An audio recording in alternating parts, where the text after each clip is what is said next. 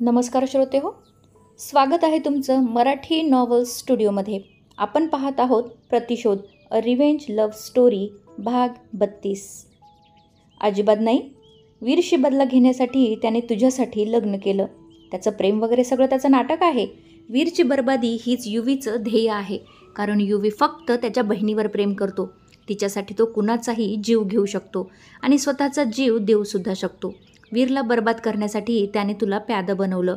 आता उद्या तिचं ऑपरेशन झालं की गीता ठीक होईल. ती वीरच्या विरोधात पोलिसात गुन्हा दाखल करेल आणि त्याला शिक्षा होईल. त्यानंतर तो तुला सोडून देईल. निशा काहीही बडबडत सुटली आणि स्पर्श ते सगळं खरं मानत होती. तिचे शब्द तिच्या कानात घुमत होते. स्पर्शने कानावर हात ठेवला आणि ती बेशुद्ध पडली. सुनबाई, आजी घाबरून म्हणाली. स्पर्श, युवराज जो नुकताच ऑफिसमधून घरी आला होता तिला खाली पडताना पाहून म्हणाला. स्पर्श, युवराज तिच्या गालावर टॅप करत म्हणाला. सुनबाई, प्रताप, आत्या सगळे तिच्या भोवती जमा झाले. रघु, डॉक्टरला बोलव, युवी ओरडला. हो हो भैयासाहेब, रघु स्पर्शकडे बघत घाबरून म्हणाला. युवी तिला रूममध्ये घेऊन जा, आजी युवराजला म्हणाली आणि युवराजने स्पर्शला दोन्ही हातावर उचलून घेतलं आणि रूममध्ये आला. त्याच्या मागे सगळे आत आले. त्याने तिला बेडवर नीट झोपवलं आणि तिच्या डोक्यावरून हात फिरवला. आजी, स्पर्शला काय झालं? युवराज सगळ्यांना पाहून म्हणाला. कोणी काहीच बोलत नव्हतं. सगळे निशाकडे बघत होते. मी काहीतरी विचारतोय तुम्हाला. काय झालं? युवराज पुन्हा म्हणाला. ते आजी सांगणारच होती की रघु डॉक्टरला घेऊन आतमध्ये आला. भैयासाहेब, डॉक्टर साहेब आले. रघु युवराजकडे पाहून म्हणाला. डॉक्टरने स्पर्शला तपासलं आणि एक इंजेक्शन दिलं. डॉक्टर, युवराज प्रश्नार्थक मुद्रेने त्यांच्याकडे पाहत म्हणाला. नथिंग टू वरी, स्ट्रेसमुळं त्यांचा बीपी शूट झाला आहे. एखाद्या तासात येतील शुद्धीवर. डोंट वरी, डॉक्टर म्हणाले. त्यांनी स्पर्शला स्ट्रेस कसला? युवी पुटपुटला. मिस्टर जहागीरदार, ते एकदम ठीक आहेत. मेडिसिनची काही गरज नाही, तरी त्यांना शांत झोप लागावे म्हणून त्या 2 टॅबलेट देत आहे. आता रात्री जेवणानंतर घ्या, त्यामुळे त्यांचा बीपी नॉर्मल होईल आणि झोप शांत लागेल. उद्या त्या एकदम ठणठणीत बऱ्या होतील. फक्त एक काळजी घ्या, त्यांना नीट खाल्ल्यावर या टॅबलेट मात्र द्या, डॉक्टर म्हणाले. थँक्स डॉक्टर, युवी म्हणाला. वेलकम, काही गरज पडली तर कॉल करा. डॉक्टरने स्पर्शवर एक नजर टाकली आणि युवराजच्या खांद्यावर हात ठेवला. टेक केअर, बाय, असं म्हणून डॉक्टर रघुसोबत निघून गेले. डॅड, युवी आता प्रतापकडे बघून म्हणाला. सुनबाईला आराम करू द्या, असं म्हणत प्रतापसुद्धा रूमच्या बाहेर निघून गेले. त्यांच्या पाठोपाठ सगळे बाहेर गेले. युवी स्पर्शकडे बघत तिच्या जवळ बसला. तिला नीट कवर करून त्याने तिच्या कपाळावर ओठ टेकवले आणि दार बंद करून तोही खाली आला. सगळे मेन हॉलमध्ये शांत बसून होते. सगळ्यांच्या चेहऱ्यावर खूप टेन्शन दिसत होतं. निशा मात्र अजूनही खूप रागात होती. कुणी सांगेल का मला स्पर्शला कशाचं टेन्शन आलं? युवी त्यांच्या जवळ येत सगळ्यांना रोखून बघत म्हणाला. पण कुणीही काहीही बोलत नव्हतं.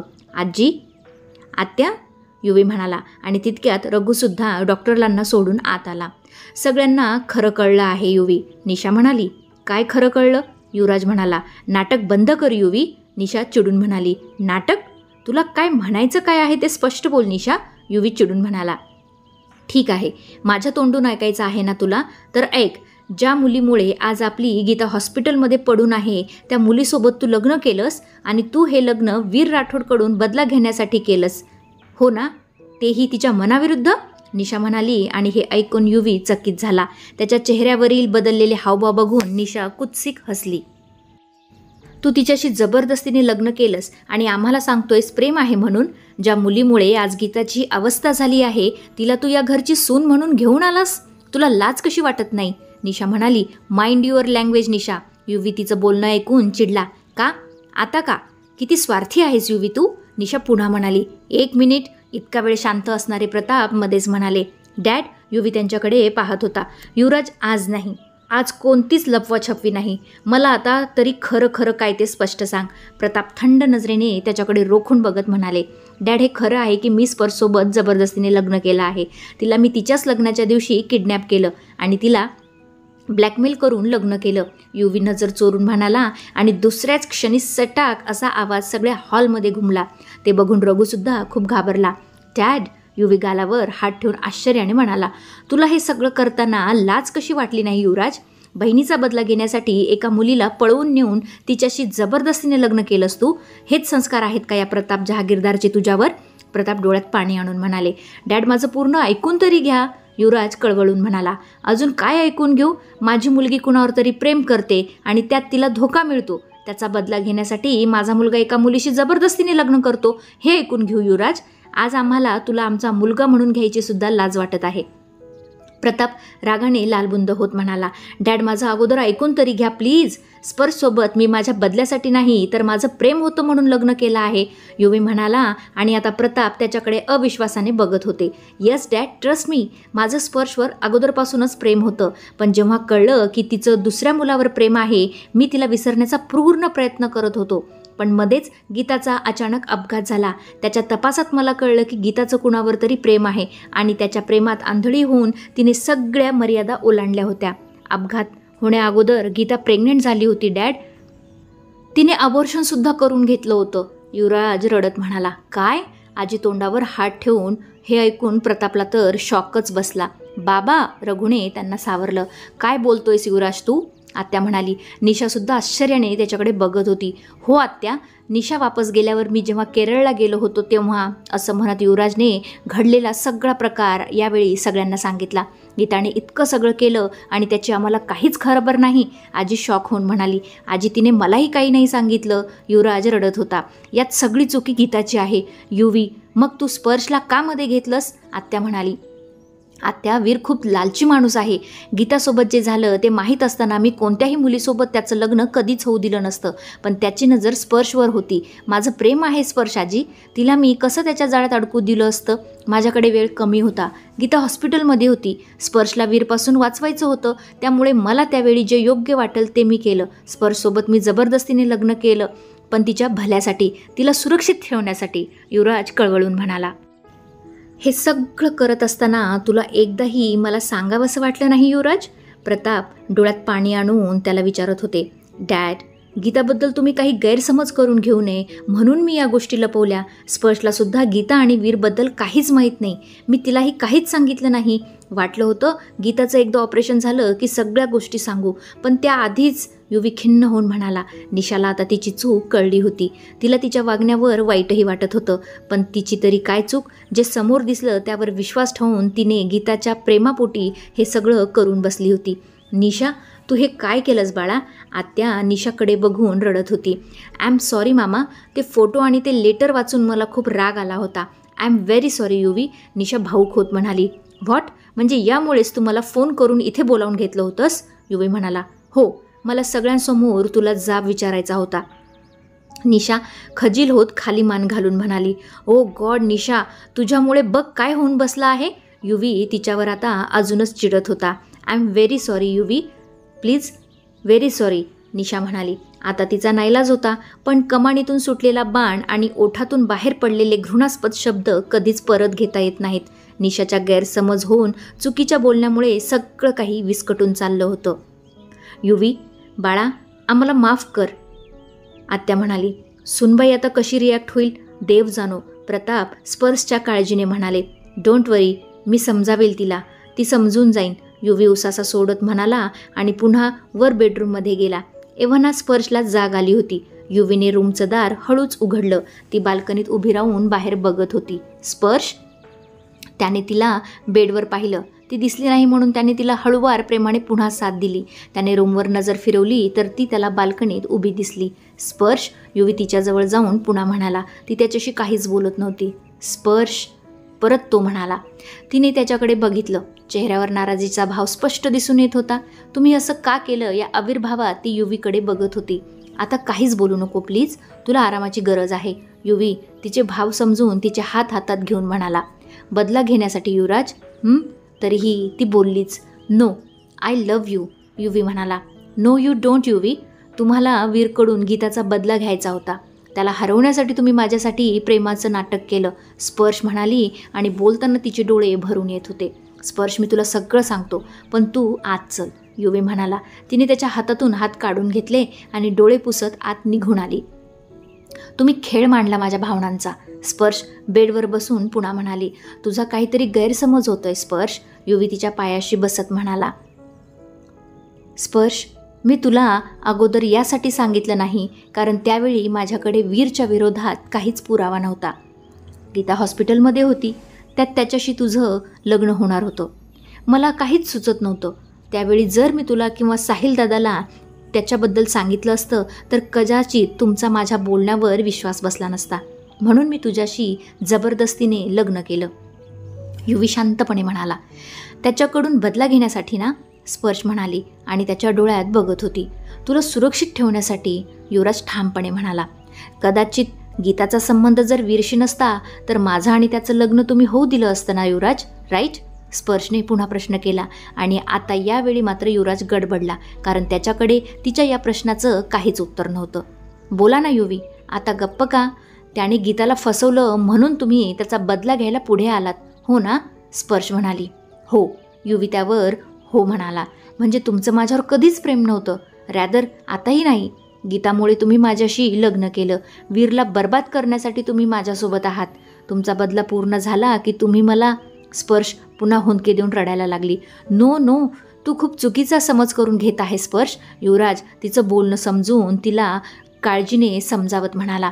बस, मला एकटीला सोडा. स्पर्श त्याला पुन्हा स्वतःपासून दूर करत म्हणाली. प्लीज प्लीज स्पर्श, माझं ऐकून तरी घे. इतका मोठा गैरसमज करून घेऊ नको प्लीज. युवराज तिला कळून म्हणाला. युवी प्लीज. स्पर्शने आता त्याच्यासमोर हात जोडले. युवीचा नाईलाज होता. ती परत स्ट्रेस घेईल म्हणून तो तिथून जाण्यासाठी उठला. ठीक आहे, मी जातोय, पण तू स्ट्रेस घेऊ नको आणि या गोष्टींचा अजिबात विचार करू नकोस. I love you. युवी तिच्या चेहऱ्यावर हात ठेवून म्हणाला आणि रूम बाहेर निघून गेला. तो जाताच स्पर्श पुन्हा बेडवर पडून रडायला लागली.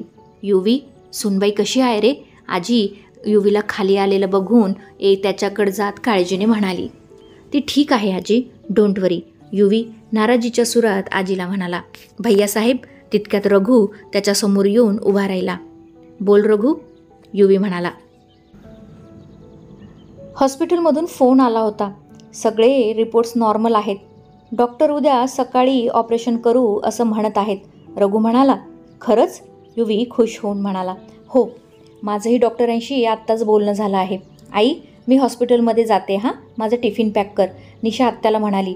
मीही येतो तुझ्यासोबत. युवराज निशाला म्हणाला. चल. निशाने हुंकार भरला. आजी, स्पर्शला जेवल्यावर या मेडिसिन देशील ना? युवी आजीला म्हणाला. हो. मग निशा, युवी आणि रघु हॉस्पिटलमध्ये निघून गेले. सुनबाई. आजी दारावर टकटक करत रूममध्ये आली. स्पर्श बेडवर झोपून होती. सुनबाई, आजी पुन्हा म्हणाली आणि यावेळी आवाज ऐकून स्पर्श उठून बसली. जेवून घे, मेडिसिन घ्यायच्या आहेत ना बाळा तुला? आजी प्रेमाने स्पर्शला म्हणाली. मला भूक नाही आजी. स्पर्श म्हणाली. भूक का नाही? असं जेवणावर राग काढू नये. आजीने तिच्या डोक्यावरून हात फिरवला आणि तिच्या डोळ्यात टचकन पाणी आलं. माझ्यासाठी थोडं खाऊन घे बाळा, आजी म्हणाली. मग स्पर्शने त्यांचा मान ठेवत जेवली आणि दिलेल्या मेडिसिन्स घेतल्या. हे बघ सुनबाई, निशाचं बोलणं मनावर घेऊ नको. तिचा गैरसमज झाला त्यामुळे ती बोलली. आता कसलाच विचार करू नको, शांत झोप. आजी तिला समजावत निघून गेली. स्पर्श बेडवर पडून घडलेल्या गोष्टींचा विचार करत होती. युवी तिच्याजवळ येण्याचं कारण गीता आहे आणि गीता नीट झाल्यावर युवी तिच्यापासून दूर जाणार. निशाचे वाक्य तिच्या डोक्यात घुमत घर करून बसले होते. उद्या गीता घरी आल्यावर तिने सुद्धा तिच्या परिस्थितीला तिलाच जबाबदार ठरवलं तर? या विचाराने स्पर्श आता खूपच अस्वस्थ झाली. मेडिसिनच्या प्रभावामुळे मग तिला झोप लागली आणि तिचं विचारचक्र थांबलं. उद्या सकाळी गीताचं ऑपरेशन होणार होतं त्यामुळे युवी खुश होता आणि तितकाच काळजीतही होता. तो तिच्या उशाशी बसून तिचा हात हातात घेऊन बसला होता. युवी, निशाने त्याच्या खांद्यावर हात ठेवला. त्याने तिच्याकडे बघितलं. डोंट वरी, सगळं ठीक होईल. डॉक्टर स्टीफन खूप हुशार आहेत, त्यांना यश नक्कीच मिळेल. निशा म्हणाली. युवीने हुंकार भरला. खूप वेळ झाला आहे, तू आता घरी जा. निशा म्हणाली. नाही, मी पण थांबतो इथेच. युवी म्हणाला. युवराज, मी आहे इथे, तू घरी जाऊन आराम कर. घरच्यांना तुझी गरज आहे. उद्या सकाळी सगळ्यांना घेऊन ये. निशा त्याला समजावत म्हणाली. ठीक आहे. युवराज असं म्हणून जाण्यासाठी उठला. युवराज, निशाने त्याला पुन्हा आवाज दिला. त्याने तिच्याकडे काय या आविर्भावात बघितलं. I am very sorry. Nisha पुन्हा एकदा नाराजीच्या सुरात म्हणाली. युवराज तिला काहीच बोलला नाही कारण अगोदर चूक तर त्याचीच होती. त्याने जर सगळ्यांना आधीच सांगितलं असतं तर आज ही वेळ आली नसती. येतो. युवराज एवढं बोलून हॉस्पिटलमधून निघून गेला. युवराज घरी आला तेव्हा स्पर्श शांत झोपलेली होती. मेडिसिनमुळं तिला गाढ झोप लागली होती. त्याने तिच्यावर एक नजर टाकली आणि फ्रेश होण्यासाठी कपडे घेऊन चेंज करायला गेला. चेंज करून तो बेडवर आडवा झाला. स्पर्श झोपली होती. मग तिच्याकडे चेहरा करून तोही तिला बघत झोपी गेला. पहाटेच्या सुमारास स्पर्शला जाग आली. तिने डोळे किलकिले करून पाहिलं तर युवी तिच्या बाजूला शांत झोपून होता. रोज एकमेकांच्या मिठीत शिरून एकमेकांना बिलगून झोपणारे दोघेही आज थोडं अंतर ठेवून झोपले होते. दोघात कितीही वाद असला तरी युवी तिला जबरदस्ती मिठी मारून झोपायचा, पण आज तो त्यांच्यात थोडं अंतर ठेवून झोपला होता. तिला खूप वाईट वाटलं आणि तिचा पुन्हा गैरसमज झाला. आता सगळ्यांना सत्य समजलं आहे आणि त्यामुळे त्याला तिच्या जवळ जाण्याची गरज वाटत नाही असा समज तिने करून घेतला. ती तशीच त्याला पाहत झोपून होती. युवराजने वेळेवर हॉस्पिटलमध्ये जाण्यासाठी अलार्म लावला होता, पण अलार्म वाजण्याच्या आधीच तो जागा झाला होता. त्याची चाहूल लागताच स्पर्शने डोळे मिटले.